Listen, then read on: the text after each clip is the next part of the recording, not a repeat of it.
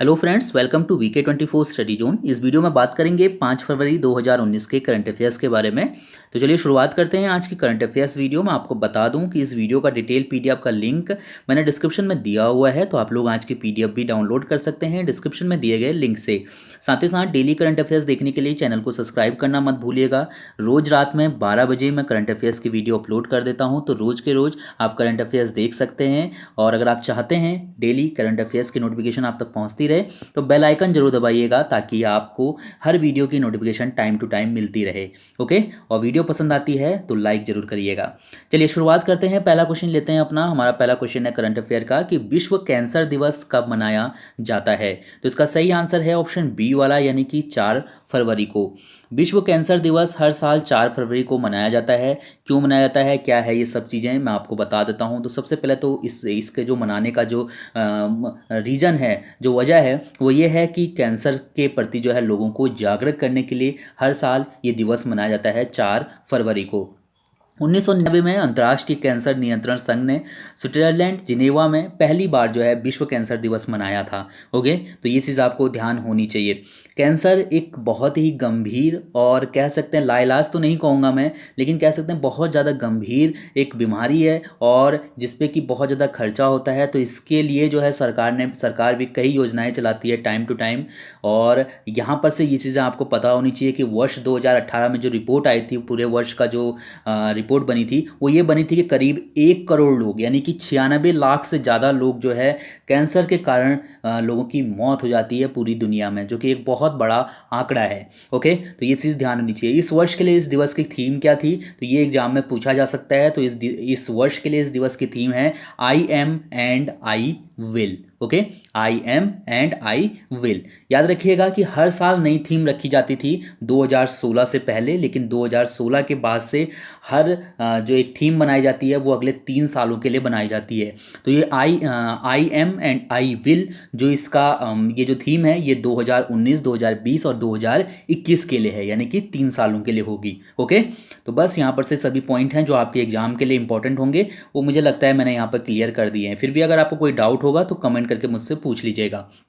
चलिए second question लेते हैं कि 5 फरवरी से आपदा जोखिम प्रबंधन पर इंडियन ओशियन रिम एसोसिएशन यानी कि IORA की बैठक का आयोजन कहाँ किया जाएगा। सही आंसर है ऑप्शन बी वाला, यानी कि नई दिल्ली में। ठीक है, तो ये चीज़ ध्यान रखिएगा। IORA के जितने भी सदस्य हैं, चाहे वो ऑस्ट्रेलिया हो गया, बांग्लादेश हो गया, इंडोनेशिया है, ईरान, इसी तरीके से केनिया की अगर बात करें, मलेशिया की, तो बहुत से देश है इसमें, करीब 22 देश हैं। और इस तरीके से कुछ जो है साझेदार देश भी शामिल हैं, 9-10। तो आपको सभी के बारे में पता होना चाहिए। ठीक है, तो यहीं पर जो है आपदा जोखिम प्रबंधन पर जो है एक बैठक का आयोजन किया जाएगा 5 और 6 फरवरी को नई दिल्ली में। ठीक है, तो बस ये चीज़ ध्यान रखिएगा। जब भी एग्जाम में पूछा जाता है तो क्वेश्चन ऐसे ही बन के ये आएगा। इसके बाद बात करते हैं क्वेश्चन नंबर 3 की कि निम्न में से कौन 100 T20 मैच खेलने वाली पहली एशियाई महिला बन गई है। 100 T20 मैच खेलने वाली पहली एशियाई महिला कौन बन गई है। सही आंसर ऑप्शन बी वाला है, यानी कि सना मीर। ठीक है, सना मीर पाकिस्तान की गेंदबाज हैं और ये पहली एशियाई महिला बन गई हैं जिन्होंने कि 100 T20 मैच खेले हों। इनके बारे में कल की वीडियो में भी मैंने थोड़ा बहुत बताया था कि ये जो है सबसे नंबर 1 गेंदबाज हैं वनडे इंटरनेशनल में। ठीक है, महिला वनडे इंटरनेशनल की सर्वश्रेष्ठ गेंदबाज हैं सना मीर। ठीक है, 33 साल इनकी उम्र है और 2005 से ये पाकिस्तान के लिए खेल रही हैं। ठीक है, तो याद रखिएगा 100 T20 मैच खेलने वाली पहली एशियाई महिला बन गई हैं सना मीर। इसके बाद बात करते हैं क्वेश्चन नंबर 4 की कि निम्न में से किसके द्वारा कुंभ मेले पर विशेष डाक टिकट जारी किया गया है। तो जारी किया है किसने किया है, मनोज सिन्हा ने। ठीक है, कुंभ मेले पर विशेष डाक टिकट जो है वो मनोज सिन्हा ने जारी किया है। मनोज सिन्हा केंद्रीय रेलवे और संचार राज्य मंत्री हैं। ठीक है, तो ये चीज़ आपको यहाँ से ध्यान होना चाहिए। अब ये क्वेश्चन विशेष इसलिए भी हो जाता है क्योंकि ऐसा पहली बार हुआ है आज़ादी के बाद से कि कुंभ मेले पर डाक टिकट जारी किया गया हो। ओके, तो आप यहाँ पर से ये देख पा रहे हैं, तो ये है कुंभ मेले पर जारी किया गया विशेष डाक टिकट। ठीक है, और भारत के इतिहास में ऐसा पहली बार हो रहा है कि कुंभ मेले पर डाक टिकट जारी किया हो स्वतंत्रता के बाद। इसके बाद क्वेश्चन नंबर 5 है हमारा कि भारत में नेपाल का राजदूत निम्न में से किसको नियुक्त किया गया है। सही आंसर है ऑप्शन सी वाला, यानी कि नीलांबर आचार्य को। ठीक है, नीलांबर आचार्य को भारत में नेपाल का राजदूत नियुक्त किया गया है। ध्यान होनी चाहिए आपको ये बात। दीपक उपाध्याय का ये स्थान लेंगे। दीपक उपाध्याय ने करीब 1 साल पहले इस्तीफा दे दिया था और पिछले 1 साल से ये पद खाली था। भारत में कोई भी नेपाली राजदूत नहीं था। ठीक है, तो अब नीलांबर आचार्य को नियुक्त किया गया है भारत में नेपाल का राजदूत। नीलांबर आचार्य 1990 की अंतरिम सरकार में कानून, न्याय, संसदीय मामलों के मंत्री और श्रम एवं समाज कल्याण मंत्री रह चुके हैं। ठीक है, तो ये चीज़ भी आपको यहाँ से ध्यान होनी चाहिए। अब इनको राजदूत नियुक्त किया गया है नेपाल का भारत में। ठीक है, ध्यान रखिएगा। नेपाल की राजधानी है काठमांडू, मुद्रा है रुपया और राष्ट्रपति विद्यादेवी भंडारी और प्रधानमंत्री की बात करें तो खड़का प्रसाद ओली प्रधानमंत्री हैं नेपाल के। चलिए, इसके बाद क्वेश्चन नंबर 6 है हमारा कि निम्न में से किसके द्वारा प्रो रेसलिंग लीग 2019 का खिताब जीता गया है। तो प्रो रेसलिंग लीग 2019 का खिताब किसने जीता है। सही आंसर ऑप्शन डी वाला है, यानी कि हरियाणा ने। ठीक है, तो ध्यान रखिएगा कि हरियाणा हैमर्स ने प्रो रेसलिंग लीग के चौथे संस्करण का खिताब जो कि 2019 में आयोजित किया गया उसको जीत लिया है। ठीक है, और इसने जो ये खिताब जीता है, पहली बार ऐसा हुआ है कि हरियाणा की टीम ने ये खिताब अपने नाम किया है। इस लीग में हरियाणा जीती है और इसको पुरस्कार के तौर पे 1.9 करोड़ रुपए दिए गए हैं, जो कि टीम मेंबर के बीच में जो है बांटे जाएंगे। और रनरअप जो था पंजाब, इसको 1.1 करोड़ रुपए दिए गए हैं प्राइज मनी के तौर पे। ठीक है, तो बस यहाँ पर से याद रखिएगा, जब एग्जाम में पूछा जाएगा आपसे तो यही पूछा जाएगा कि प्रो रेसलिंग लीग के चौथे संस्करण का खिताब किसने जीता या फिर प्रो रेसलिंग लीग 2019 किसने जीती। आपको पता होना चाहिए हरियाणा हैमर्स ने। क्वेश्चन नंबर 7 था हमारा कि मणिपुर के किस प्रसिद्ध फिल्मकार ने 3 फरवरी को नागरिकता संशोधन विधेयक 2016 के विरोध में पद्मश्री लौटाने की घोषणा की है। तो इसका सही आंसर है ऑप्शन ई वाला, यानी कि अरिबम श्याम शर्मा। कहीं कहीं पर ये अरिबाम भी लिखा गया है, बात एक ही है। ठीक है, तो याद रखिएगा ARIBAM। ठीक है, तो अरिबम श्याम शर्मा ने 3 फरवरी को नागरिकता संशोधन विधेयक 2016 के विरोध में पद्मश्री लौटाने की घोषणा की है। ठीक है, अरिबम श्याम शर्मा को 2006 में पद्मश्री से सम्मानित किया गया था इनके उत्कृष्ट योगदान के लिए, जो कि इन्होंने मणिपुरी फिल्म इंडस्ट्री में दिया है। ठीक है, अब यहाँ पर से मणिपुर के कुछ पॉइंट लिखे हैं जो आपको ध्यान होनी चाहिए। मणिपुर की राजधानी है इम्फाल, मुख्यमंत्री हैं एन बीरेन सिंह, राज्यपाल हैं नजमा हेपतुल्ला, मुख्य न्यायाधीश न्यायमूर्ति रामलिंगम सुधाकर। सीटों की बात करते हैं तो विधानसभा के लिए 60 सीटें, राज्यसभा के लिए 1 और लोकसभा के लिए 2 सीट है मणिपुर से। ठीक है, अगर हम मैप में देखेंगे तो मणिपुर की सीमा कितने राज्यों की सीमा से लगी है, ये हमारे लिए काफ़ी इंपॉर्टेंट बन जाएगा। तो यहाँ पर से अगर हम देख पा रहे होंगे तो आपको दिख रहा होगा मिजोरम से मणिपुर की सीमा लगी हुई है। इसी तरीके से अगर हम यहाँ पर से देखते हैं तो असम हमें दिख रहा है, तो असम से भी इसकी सीमा लगी है और इसी तरीके से नागालैंड से लगी हुई है। ठीक है, तो आप यहाँ पर से साफ तौर पे देख पा रहे होंगे। याद जरूर रखिएगा क्योंकि एग्जाम में पूछा जाता है सीमाओं के बारे में भी। इसके बाद क्वेश्चन नंबर 8वां है हमारा कि हाल ही में केंद्रीय मंत्री KJ अल्फोंस के अनुसार वर्ष 2018 में भारत के पर्यटन क्षेत्र में कितने प्रतिशत की वृद्धि दर्ज की गई है। सही आंसर ऑप्शन सी वाला है, यानी कि 19% की।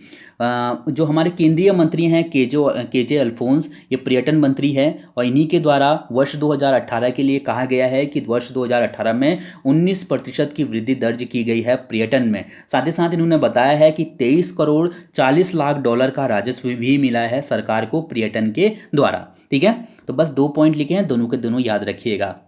इसके बाद क्वेश्चन नंबर 9 था हमारा कि दूसरे आसियान भारत युवा शिखर सम्मेलन का आयोजन 3 से 7 फरवरी तक कहाँ किया गया। सही आंसर क्या हो जाएगा, कहाँ किया गया। सही आंसर है ऑप्शन बी वाला, यानी कि असम में। ठीक है, असम में 3 से 7 फरवरी तक आसियान भारत युवा शिखर सम्मेलन का आयोजन किया जाएगा।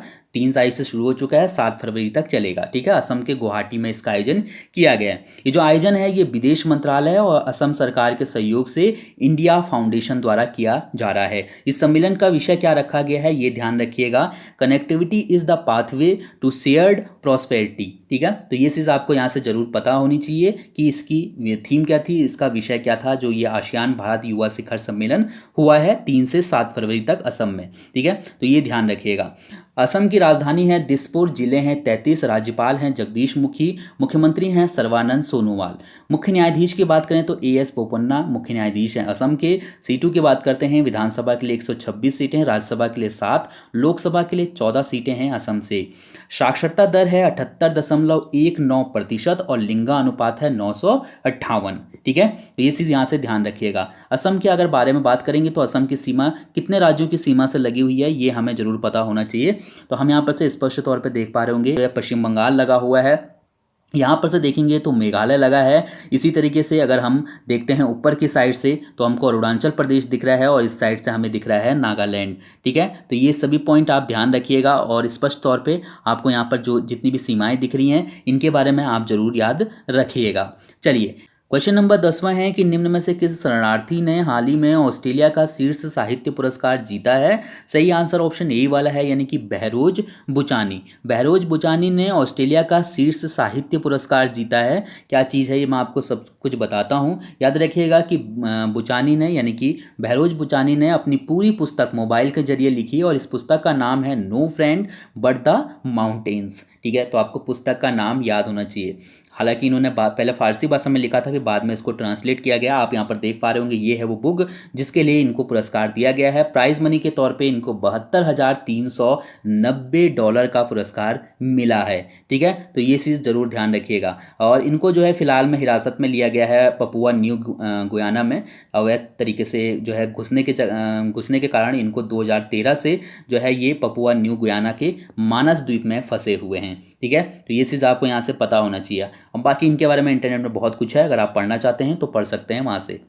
इसके बाद क्वेश्चन नंबर 11वां है कि 4 फरवरी 2019 को किस देश ने अपना 71वां स्वतंत्रता दिवस मनाया। सही आंसर ऑप्शन सी वाला है, यानी कि श्रीलंका ने। ठीक है, श्रीलंका ने 4 फरवरी 2019 को अपना 71वां स्वतंत्रता दिवस मनाया है। और याद रखिएगा कि श्रीलंका जो है वो 4 फरवरी 1948 को ग्रेट ब्रिटेन से आज़ाद हुआ था। ठीक है, तो बस ये चीज़ हमें यहाँ से ध्यान होनी चाहिए। अब बात करते हैं कल के कुछ क्वेश्चन की जो मैंने आपसे पूछे थे। पहला क्वेश्चन था कि 31 जनवरी को निम्न में से किसने एनसीसी महानिदेशक का पदभार संभाला। सही आंसर क्या है, ऑप्शन डी वाला, यानी कि राजीव चोपड़ा। इसके बाद क्वेश्चन नंबर 2 मैंने आपसे पूछा था कि हाल ही में निम्न में से कौन सबसे कम आयु के अर्धशतक लगाने वाले बल्लेबाज बन गए हैं। सही आंसर ऑप्शन बी वाला था, रोहित पौडेल।